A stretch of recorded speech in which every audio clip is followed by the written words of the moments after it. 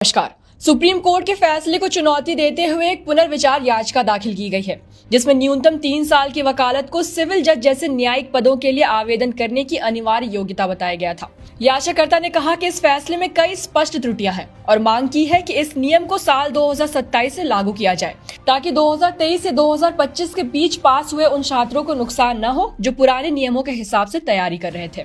याचिकाकर्ता ने कहा कि यह फैसला भारतीय संविधान के अनुच्छेद 14 के तहत समानता, निष्पक्षता और न्यायसंगत उम्मीदों के सिद्धांतों का उल्लंघन करता है।